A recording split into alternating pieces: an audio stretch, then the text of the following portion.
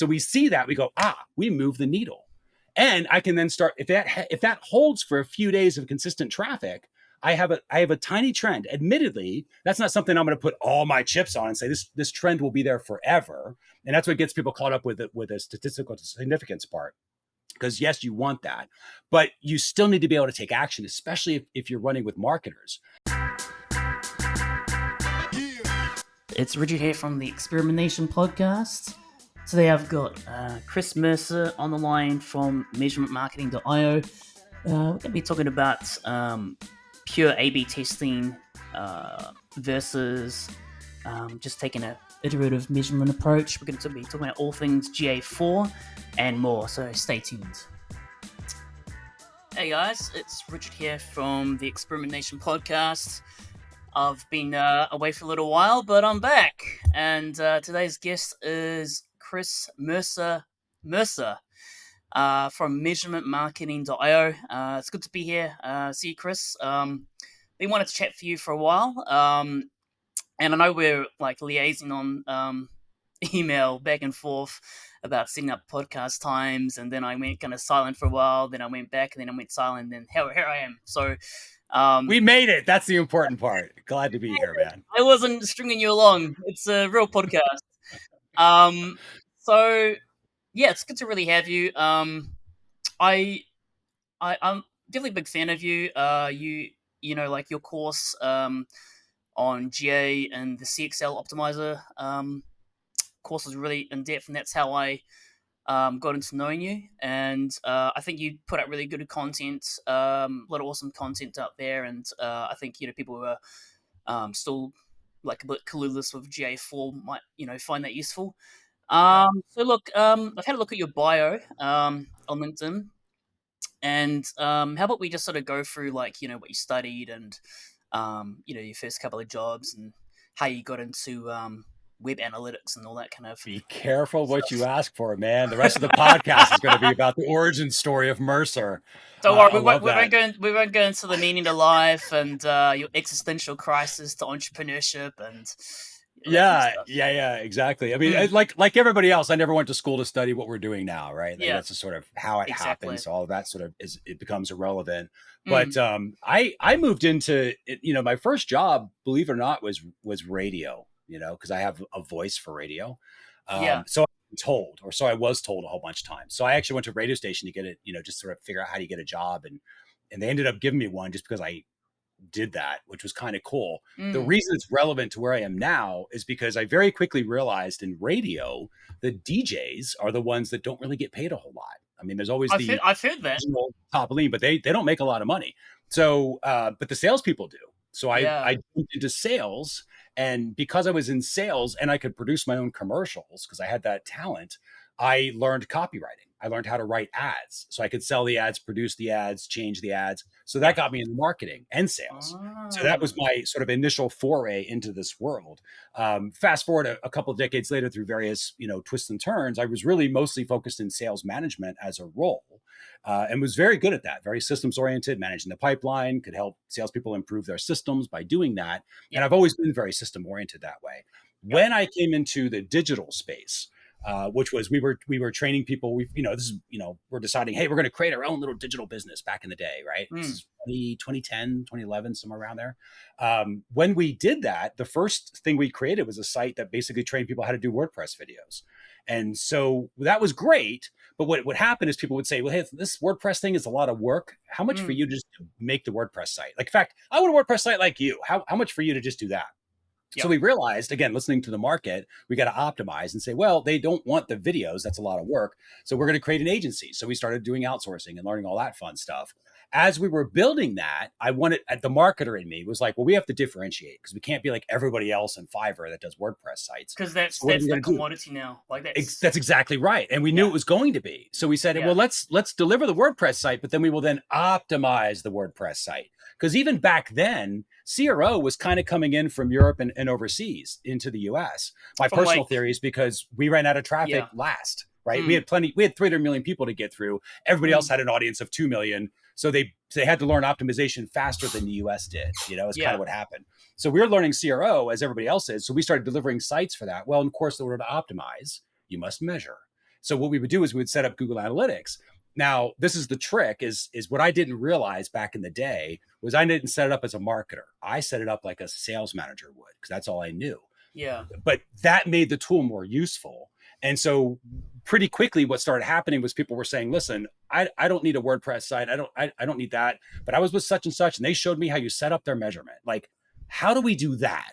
And that's when right away, because the pivot, when we started releasing that as a product, the referrals all changed. It was like almost overnight.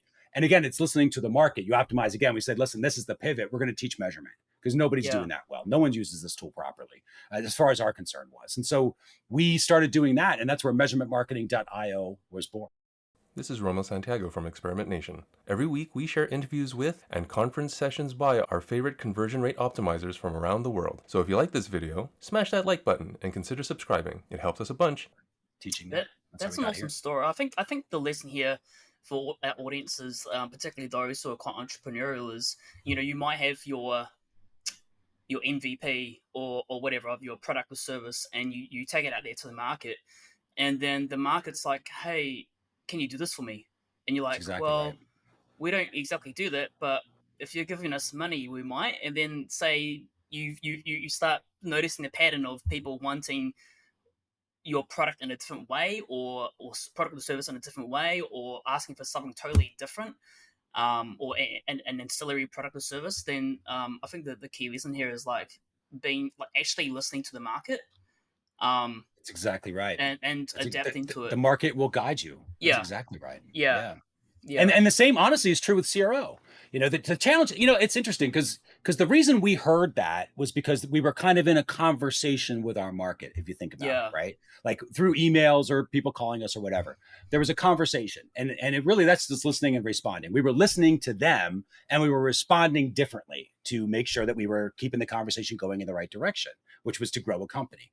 In CRO, I think the miss as it comes to measurement is they don't realize all the different things they can measure for, they can actually optimize for. In other words, they're not really listening in to the user side of the conversation. And there is a conversation that's happening between the user and the website. And in fact, most of us, when we're on the website, we probably hear the inner voice inside our head as we're reading the copy, right? There's a literal conversation happening. The challenge is, how do you listen in to their side of the conversation? And that's what measurement does well. Now, some people can only listen into when the page views happen, right? So lander loads, the offer, the cart loads and the thank you page loads.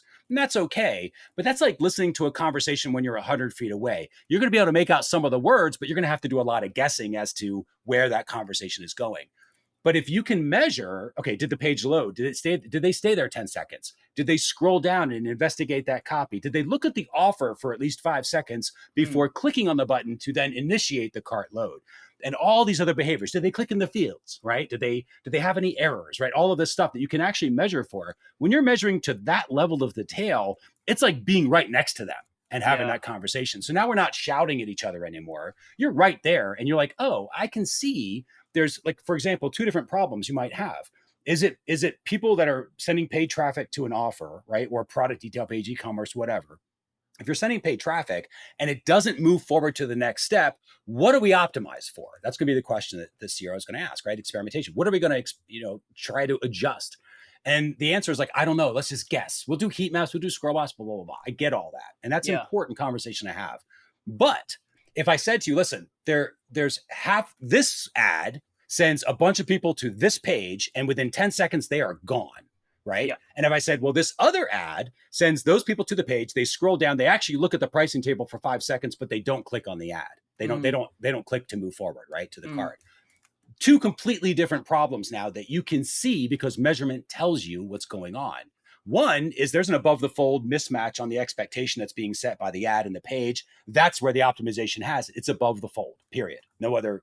It's not price point. They don't even know there is something for sale, right? Yeah. The other one is, okay, they're interacting with that page. That page's job is to deliver value, build value, so that somebody's naturally wanting to continue the journey and ideally switch transaction, go to a transaction, exchange a credit card, right? Yeah. But if they're looking at that value and they're not clicking on it, they're basically telling you, listen, I get it. I see what you say. I just don't think it's worth it. And then you go back to the copy team and say, okay, well, we've got to change. What can we do on bullet points that are more benefit driven? How do we ramp up the emotion? Maybe we can pitch it a different way. Use more of that fear of missing out versus the fear, the desire for gain, because that's a stronger emotional indicator. And you can have really nuanced conversations. And this is why I love measurement, because it's not my opinion, it's the market, right? The market's telling us what's going on. They're leaving all these behaviors on the website. We're just been ignoring them if you don't measure for them. So when you measure for them, you see them. And when you see them, it's so obvious as far as where you should dedicate your resources. Not that there's any guarantees, but if you can say, well, hey, listen, if you just focused on building value in a slightly different way or changing the conversation of how you're trying to build value, you're more than likely going to get more of a click to cart. And then you go, okay, cool, let's try that out. And then you can start sequentially testing, because a lot of experimentation, they try to do split testing. They don't have the traffic for it. So you can sequentially test still with measurement leading the way and getting results. Just for newbies or people who are new to CRO or whatever, sequential testing, can you define that? Yeah, so instead of A/B test, right, which is what kind of gets the headlines with CRO, it's running two different tests at the same time. You get one page, the other page. Sequential testing would be like A version 1, and then you test that for a few days, and then you flip it out so everybody then sees the next one. So it's testing one page right after another design, then test another design. So you're not testing them at the same time in the same time frame, but you can sequentially test them as you go. That's the idea. Yeah.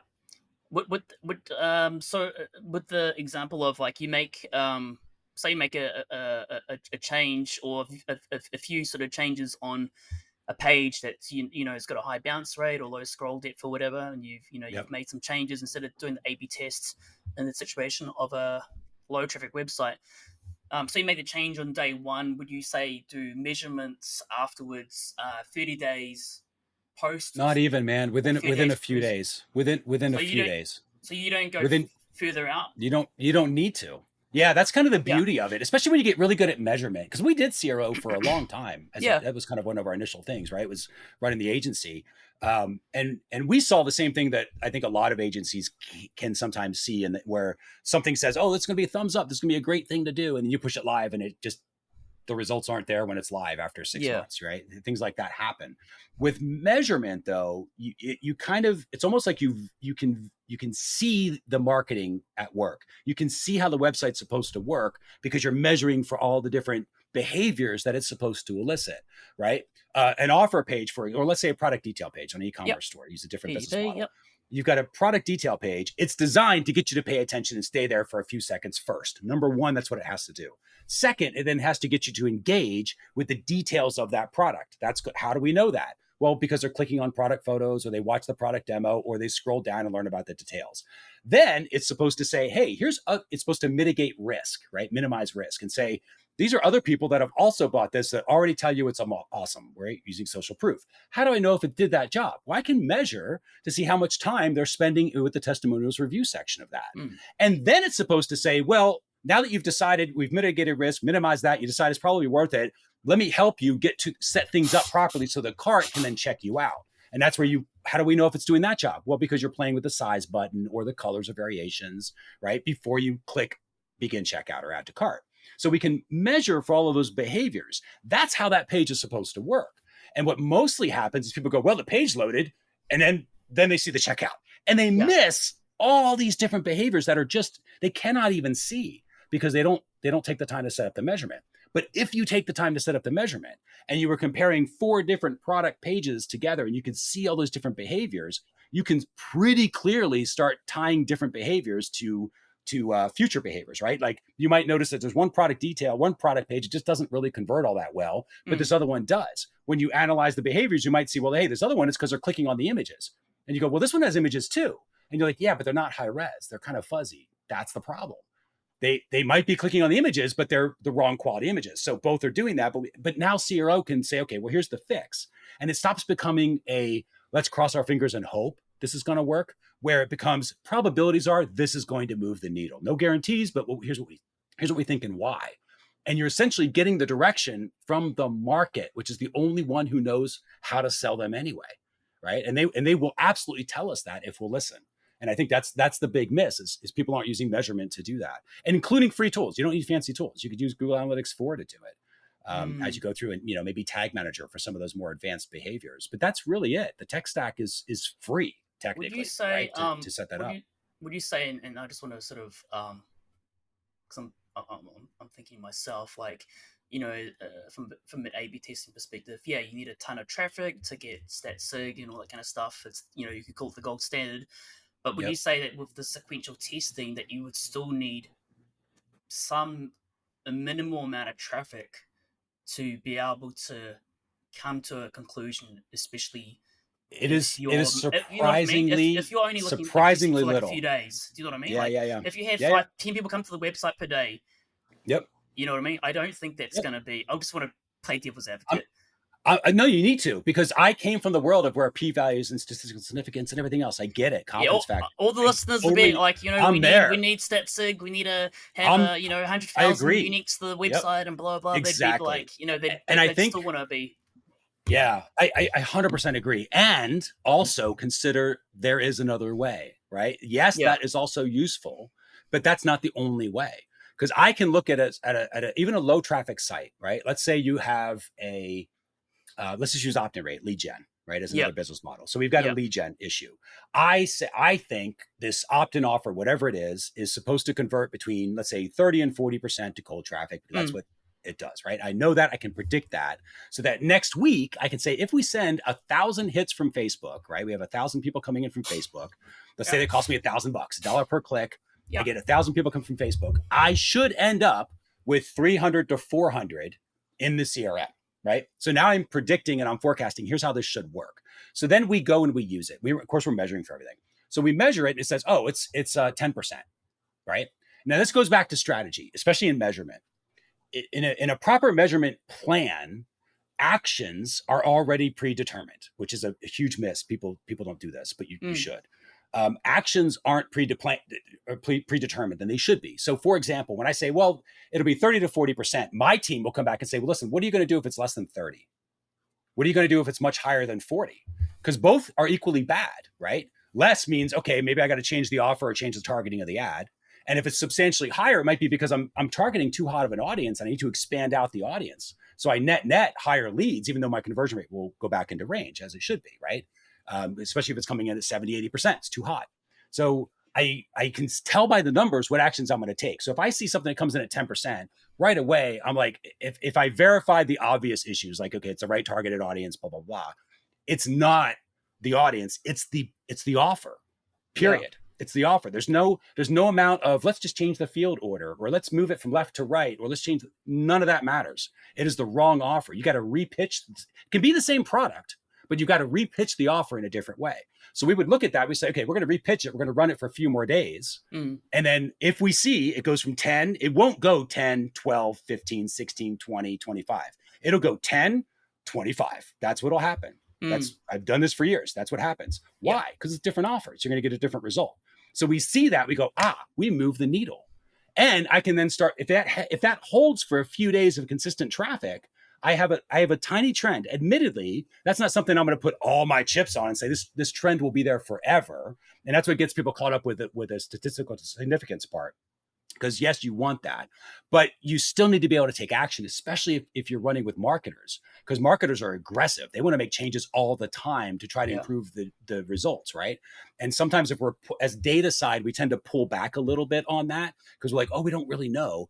But when you properly set up measurement, you kind of will know. And you have a whole other level of confidence that comes in where you're like, okay, it's been a few days. There's no apparent reason why this should happen. And I get the whole Monday traffic is different than Saturday traffic is different than I'm thinking of variability and business 100%. Cycles and, But a lot of the stuff yes, there can be those exceptions to the rule, but generally speaking, they're not impacted. And so with a few days, you can go like, oh, okay, I'm at 25%. I can then predict and say, you know what, if we just keep things like they are, next week we should be at 25%, 25 to 35 or whatever it is, right? Whatever the range is, there's always a range. But you can predict that. And this is the beauty. And I think a very big difference in the traditional data analyst role versus kind of that measurement marketer role, which we try to create.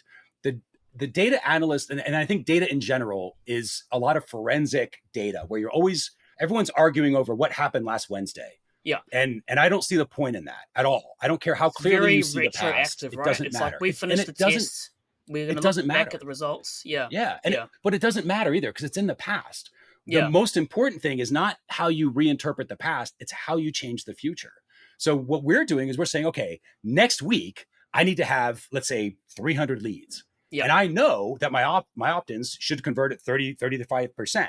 So I already know how much ad traffic I need to send, how much spend I'm going to put, and marketing actions are there. And I know how the thing is supposed to work.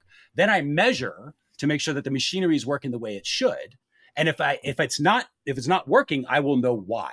Because I measure literally, we call this thing the eyes on the journey, this report we build. But on the offer page, for example, let's say we don't have enough people going from offer to cart, right? Yeah. On the offer page, we measure when the page loads. We measure, are they there 10 seconds later? We call that introduced, like they're now introduced to the page. We say interested, let's say it's long form copy. It might be 50% of the way down plus 45 seconds still on the page. So now we're measuring from multiple behaviors, grouping those to now say, okay, they're showing interest. So the page got them interested. Did they investigate the offer? And again, that might be viewing the pricing table in the viewable browser window for 5 seconds. And then did they initiate the final I? Did they initiate to go to the next step? So now we're measuring all these different I's, introduced, interested, investigated, and initiate, so that if traffic's going to that page and it's not getting them to the next step, we sort of have this X-ray version of the report that says, oh, well, let's do a deep dive X-ray and see, oh, here's what's happening. They're interested, but they're not investigating, which means we have a top of copy lead problem. Now, if that's a VSL style, a video sales letter, or a video demo or something like that, instead, you can do the same thing, just measure for the video interaction, right? If it's a podcast audio episode, you can measure for that. And you can see, okay, where did they drop off, right?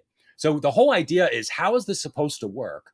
What behaviors is it supposed to initiate or get done? And measure for those. And then pretty quickly, you just know what to do next, because it's like a GPS system, right? Like the measurement is like a GPS for marketers is kind of how I look at it. Because it'll tell you, like, this piece isn't working right. Focus somewhere in here, right? Either the step before or the step after, or the behavior before, behavior after. But in there is where it needs to work and adjust. And when you do that, you can send some more traffic through it. You will see an immediate up or down, right? Or I mean, technically all three, right? It'll go up, it'll go down, or it'll stay the same. But you'll see it. And pretty quickly, within a few days, you can say, okay, well, that didn't work. Let's try a different tactic.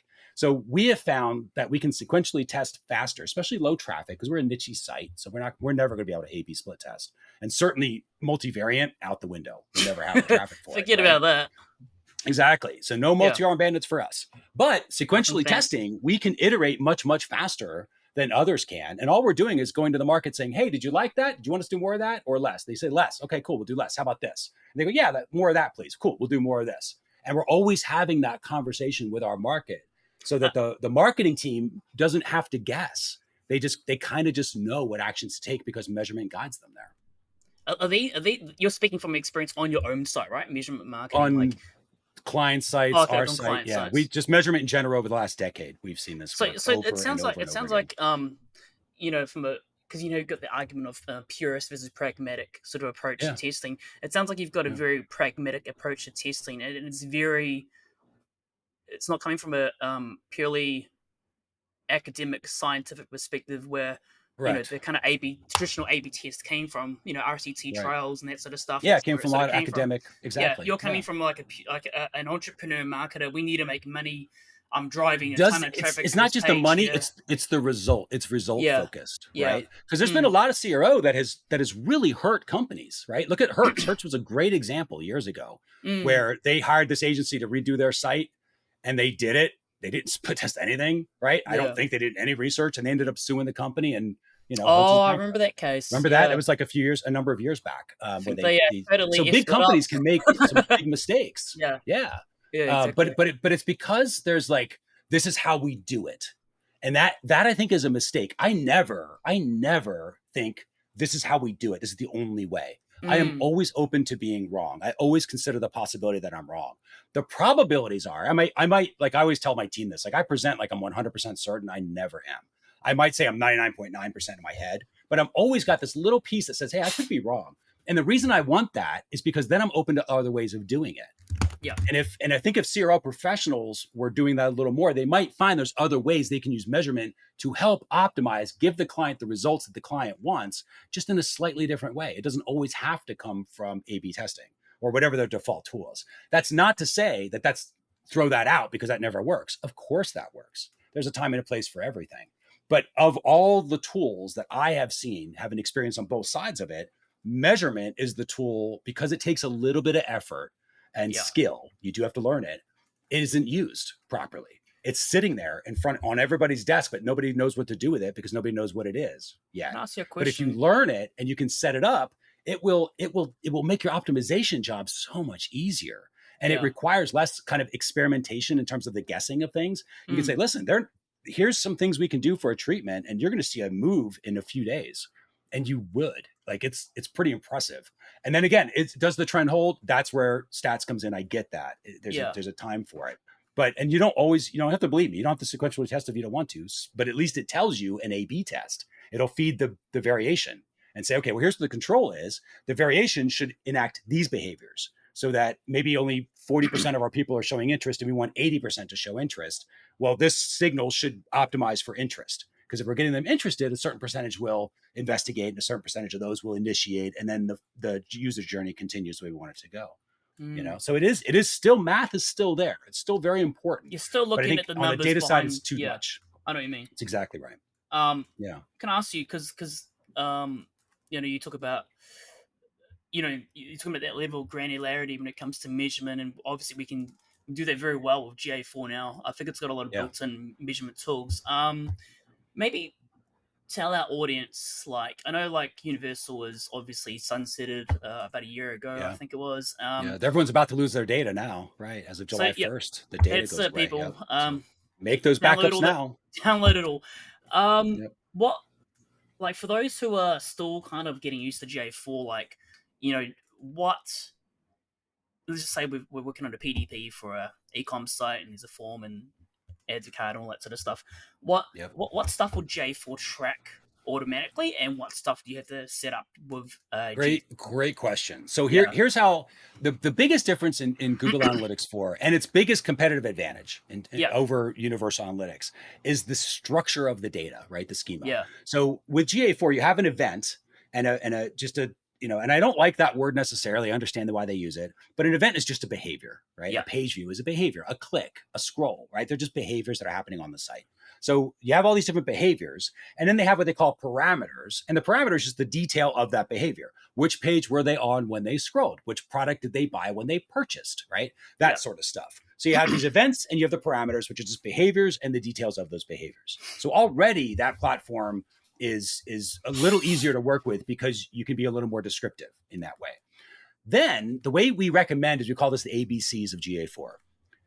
Every behavior can be measured up to 3 different ways. First is the automatic way, for the most part, every behavior. So the Google Analytics 4 on its own will automatically collect more than Universal ever did. Things like a page view, scroll, right, by default when they hit the bottom of the page, form submissions, outbound link clicks, right, when they download a certain file that ends in PDF or MP3 or anything like that. So those are the automatic behaviors a platform does on its own. You don't have to tell it to do it. It'll just do it. Then there are those business model behaviors. So that's what the GA4 recommend. Google calls these recommended events, but really they're just business model behaviors. So if you're an e-commerce store or an e-commerce model, you have a purchase behavior. You wouldn't, but if you're a lead gen company, you won't have a purchase behavior. You might have a generate lead behavior. Maybe your business model, you have both, right? So you have all these different behaviors. If you're a gaming company, you have a different set of behaviors, right? So you have the automatic behavior, you have the business model behavior. And then this is the piece again that I think, because people don't necessarily understand measurement yet, they might know tracking and analytics, but that's a very small part of measurement overall as a strategy.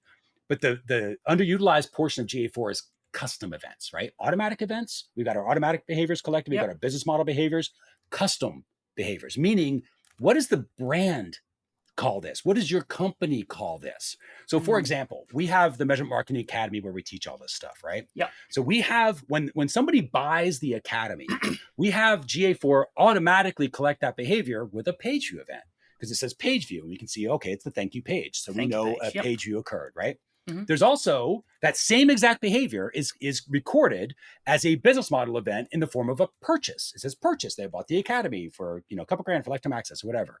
Then we record it again using our custom, which is a custom event in GA4, which means we just made it up.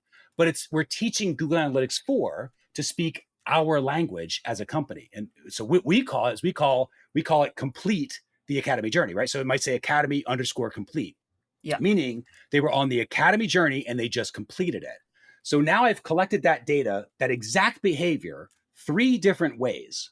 So I can ask questions from like a web of direction. It makes it so much easier to get answers versus recording it just the one way and then hoping I can figure out how to get to an answer for it. I record it multiple ways. And that's the beauty of GA4 is you can do this. So you have this web of data that you can get to however you need to. And of course, now the big trend is putting everything in BigQuery where it's all in your database, right? Which is also going to make it easier for AI to make connections with the stuff later.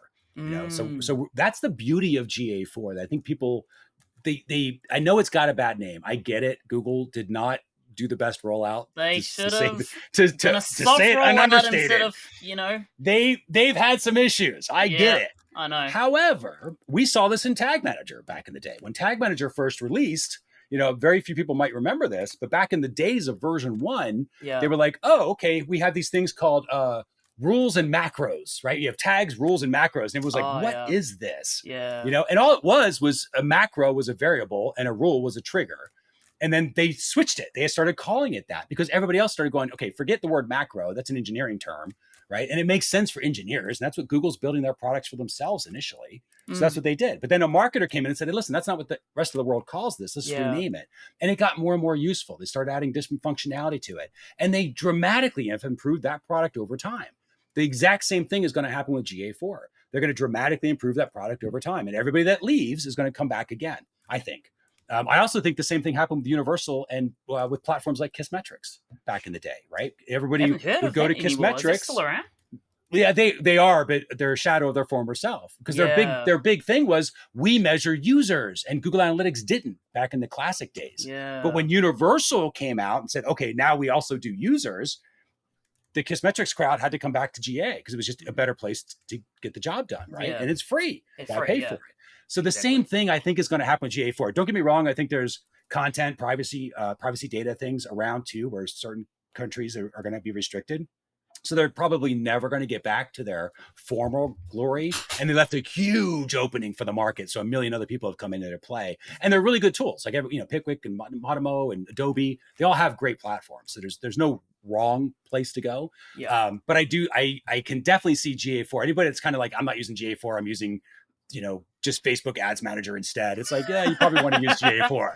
Like it is a pretty good tool and it's getting better and better over time. And it will. That'll continue to happen. But that whole ABC model of measure the behavior automatic, measure it the business model way, whatever the business model is you're setting up for, and measure it the custom way, whatever the brand calls things, because that makes it easier for the rest of the team who is not in the data side to understand the tool. Because it literally says, oh, journey complete. Here's journey 2 complete. Here's journey 3 complete, whatever you call those, right? Oh, I just sold a product. Oh, they just became this member. Oh, they just upgraded. You can make up these things. That's the beauty of it. It's completely customizable. So that means you can teach it to speak your language. So it's easier for everybody on the team to understand, not just the data side. Interesting. I must admit, when I first started using GA4, and I could see the value in every user behavior being an event and being measured, but at the same time, I think having to set everything up, like I think having that level of granularity gave me a lot of freedom, but at the same time, I had to sort of navigate around with what I wanted, and I think got to be clear on what you specifically want to measure. Right, that's exactly right.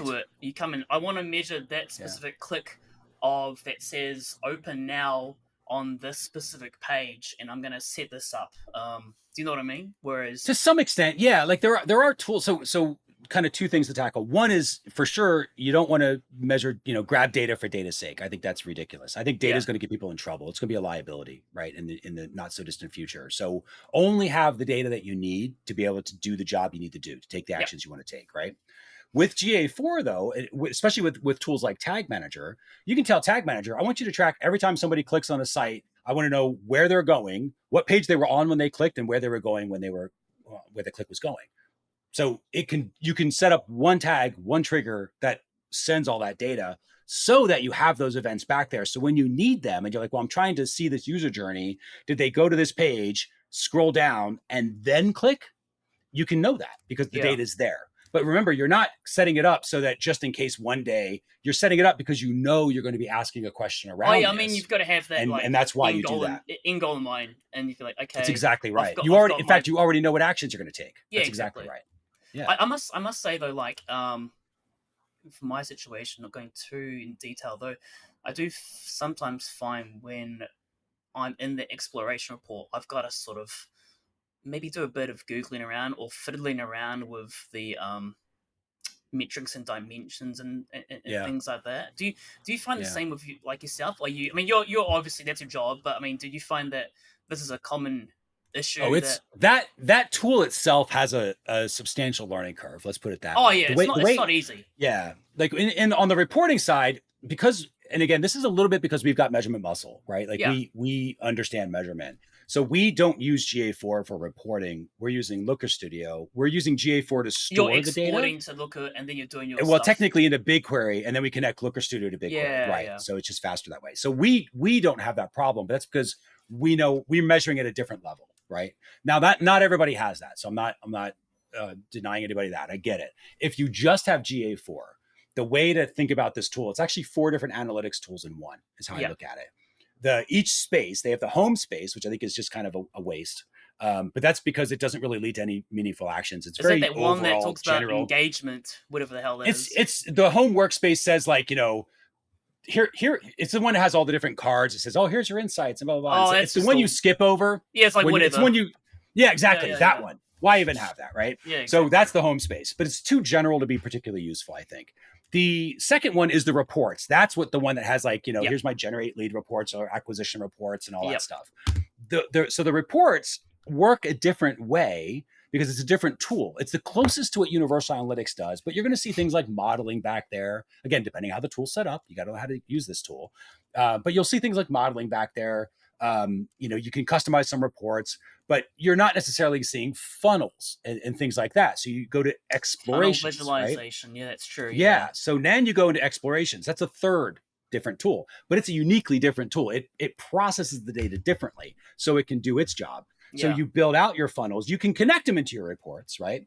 But you build all that stuff out there, and that interface is super, super geeky. It's very engineering focused. Super. I mean, I get it. But it's incredibly powerful. But that's why when you're building funnels, that's why we record the behaviors we do.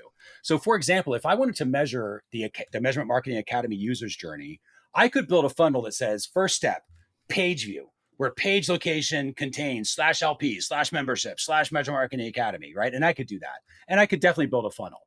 But what I do when I want a quick and dirty report like that, I will go into explorations and I'll just say Academy ask, Academy considered, Academy transacted. And I go event. And so it takes me 30 seconds to build the funnel and I have my answers. Oh, broken down by traffic source. Sure, no problem. That's an extra 15 seconds. Yeah. It's not a big deal to use the tool. You have to understand the tool. And I think the mistake people make is they go, well, I kind of understood Universal, so I should be able to use GA4. Yeah. Well, that's like saying, well, I kind of understand GA4, so I should also be able to use Adobe. Let's put it this way. You're not going to go into your, like, let's put it this way, like, transitioning between UA to GA4, it's like, you can't be a lazy marketer and just expect this pretty report to be done for Well, they're two completely different platforms. Do you know what I mean? Right? Like, they share the same name, but they're completely different. They have nothing to do with one another, right? Yeah. So just because you know one doesn't mean you know the other. You kind of know maybe 10 or 15% of the other. You know the basics, but you're never going to intuitively figure out the explorations. You're going to have to go into support, watch a YouTube video, buy a course, right? Get some training, ask somebody, because it's just not an intuitive interface. It needs you're going to need some guidance on those. And and I think that's a good thing to know that ahead of time, because then you don't beat yourself up and go like, oh, I guess I'm just not good at this. It's like, no, you're really good at this. You just need guidance, And when you're open to the fact of like, oh, I'm just going to need guidance, that's okay. Somebody's got to show me. But once you see a couple of things, you go, oh, I get how this works. Like, for those that are used to the Explore thing, and I know that you have used it, when you're doing an exploration, it's kind of 3 panels, right? There's like that first little panel that's all the puzzle pieces. It's like, here's all the different parts and pieces that I want to be able to ask questions around. Then the next panel is where you assemble some of those parts and pieces and say, okay, these are the ones I am currently asking questions about. And then there's that third panel, which displays the funnel and shows you, okay, here's what it actually looks like when you get your answers. And when you kind of walk through that, you're like, okay, maybe this is a little simpler for me to go to. So if you're asking a question around source medium, but it's not even available in your first little panel, then you can't ask questions around it. You have to add it to the panel. And now you start knowing that. You go, oh, okay, I just need to add it. So once I add it, now I can add it to the other panel and assemble the pieces, and then it displays and shows you a breakdown by source medium or whatever the question is you're trying to get answers to. So it's a pretty fascinating platform. It just requires a little bit of effort. It's very powerful. Like, I think you just got to go in exploration, knowing exactly what you want, and then you kind of have to fiddle around with it. Like, maybe watch a bit of YouTube, but it's super powerful. Like, and you're not going to get the funnel visualization thing and all that sort of pre-built sort of stuff that you got in Universal. Hey, what do you think's missing though? Like, what do you feel like GA needs to do in the next 6 to 12 months to really help answer questions that you can't get answered? That's a really good question. I don't know offhand of anything that I can't get an answer to. At all. Because I don't think it should take what Microsoft Clarity does as an example, kind of where I'm going. Microsoft Clarity does the heat map, scroll map, screen record, a lot of qualitative stuff, right? It's an amazing platform.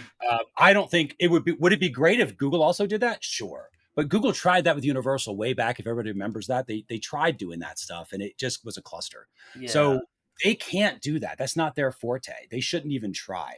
They should do what they do well, which is record the data, ideally in a slightly better way than BigQuery than they currently are doing it, but that's a separate topic.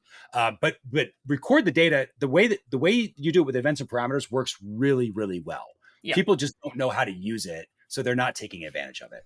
But I wouldn't say they need to start doing like screen recordings and everything else, because other platforms do that better and always will. So for me, when we're trying to measure for a behavior, if Tag Manager can collect it, which is how we sort of think about this, we collect, we store, and we report. So we use Tag Manager to collect the behaviors. We store that information in GA4, and then we report it on Looker Studio. So whether it's collecting the behavior in a certain way, storing it in a certain way, or reporting on it in a certain way, we have 3 different opportunities to sort of customize what we're doing with the data. Yep. So by the time the report loads, it just leads to action. Like, we don't even get insights. We get action. That's the whole point. I think insights is ridiculous. I don't need more insights. I don't want more ideas. I want more actions. I want to know what I'm supposed to do next. And measurement, when it's done well, will tell you what to do next. So that's how we use it. So I think GA4, if anyone's having problems with it, reach out. Ask me for, say you heard me on the podcast, send me an email, say, here's the problem I'm running into. Send me a video. Here's what I'm trying to figure out. I want to know if it's even possible or not. I'll help you out and let you know. But there hasn't been something that we haven't got that platform to be able to do. Actually, I just had a thought. I must admit their docs are pretty average. Yeah, agreed.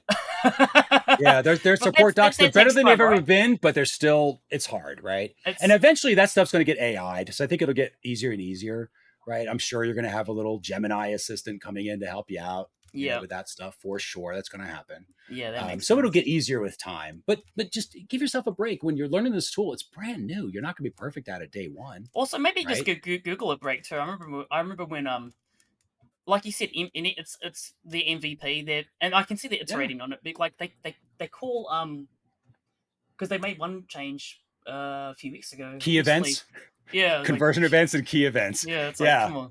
Yeah. But I get why. I get why, because the problem was they're constant, and they did the same thing with goals back with Universal. There was goals in Google Ads and goals in Universal, and they had this problem of, well, how come my goals aren't matching? Because to a regular sort of layperson who doesn't really understand the platforms, they're like, they should match because both are using the same word. So I understand that problem. They recreated that problem when they called both things conversions. And that's why they're breaking it out and say, okay, this is a key event. It has nothing to do with this other thing. We're done trying to educate people as to why a Google ad, which is a completely different platform, measures the exact same behavior in a completely different way, which is why they don't match all the time, right? And I get it, but they're just tired of talking about it. So they're just going to change the name. And that's the better answer. They should have done that in the beginning. But again, this is hindsight, right? Of course, if they knew now what they knew back then, they would have done it in the beginning. Yeah. But they're learning and they're iterating. So I see something like that as a positive, as much as it is annoying. Well, they're learning from the market. I mean, it's a bit of a shock when you go in there and there's a and you're like, huh? What happened here? Okay. Yeah, it's a bit like jumping on one of those bulls at the rodeo, for sure. And I make no bones about it. It is like that sometimes, right? And that thing kicks you in the teeth a couple of times, but it's not meaning to. And that's how I look at it. I'm like, okay, I got kicked in the teeth again. It's probably some sort of user error that I'm telling it to give me this result. I just don't know how I'm telling it to do that yet. Yeah. So, and it can't tell me that. So I'm just going to make that assumption and try to figure it out. And that particular pattern has helped a lot when I'm trying to debug stuff. But so many benefits. The debug view that's back there, all this other stuff that's there, it really can unlock this platform and make it a lot easier to use. And like you were saying, like they make massive improvements. Like the admin screen changed. I think it was like November of 2023. Completely different admin screen because they had the problem with the missing views, right? It looked like there's a big hole there. So they revamped that, and it's really good. Data retention policies are there. The data deletion stuff is there. All the stuff that you could never do with Universal, not even think about doing. You have a lot more control with GA4. But because you have that control, Google's saying, listen, this is on you. You've really got to take more responsibility now because we can't do it for you because we got in trouble when we did that with Universal. We can't do that again. It's your data. You need to control it. And that's what they're doing. But that means the responsibility is on us as data teams, as CRO, as marketers to really understand the tool a little bit more and stop telling them it's their fault for not making it easier. I get that there's probably ways they could make it easier. But at a certain point, it is up to us to sort of at least meet them halfway through, if we can. Awesome. Look, I think you've come full circle here, because you started off with listening to the market, making iterations based on what the market wants, and I guess this is obviously what Google's doing with GA4. Like they've released their MVP 2 years ago, and they're listening to the market. Sometimes it'll be nice to have a little heads up, rather than straight roll it. And I'm like, what the hell's going on here? I would love it if they would do it at least for course creators like us, because then we create a course and like 2 months later, they're like, never mind, it's all blue now. We're like, oh, now everything looks people like, oh, this is out of date, Awesome. So we're now at the end of the podcast. It's been a really good chat. And I think we're gonna our audience is gonna get a lot of insights. I think particularly with the sequential testing, I think that's really a good practical sort of thing that I think CROs can maybe sort of forget, because like when you think of CRO, you think of the gold standard. It's got to be an A/B test, and then you sort of start thinking, okay, we've got to have a certain amount of traffic and that sort of thing before we can even touch this page. Anyway, look, Chris, it's been really good talking to you. How can people reach out to you? How can they contact you on the interwebs? Absolutely. So a couple of different ways. So measurementmarketing.io is the main site. So you can feel free to go there. Obviously, this being on YouTube, measurementmarketing.io/YouTube. Subscribe to our channel. We have a ton of free training there for those that want that. And we do have a free level of our membership called the Toolbox membership. Awesome. So if you go to measurementmarketing.io/experimentation, you will take you to a page where you can create your free membership there. And that's got some courses that you can play around with and learn just measurement as a framework. We put back there, and we have about 50 different tools. There's a split test optimization planner back there for things, a forecasting tool. There's lots of stuff that CRO and experimenters can play with for sure. Awesome. Thanks a lot for being on the podcast. And and hopefully we'll see you in the future when maybe GA5 comes out. Maybe in 5 years' time. Count me in. All awesome. Right, thanks for having me, Richard. Appreciate it. This is Romo Santiago from Experimentation. Every week we share interviews with and conference sessions by our favorite conversion rate optimizers from around the world. So if you like this video, smash that like button and consider subscribing.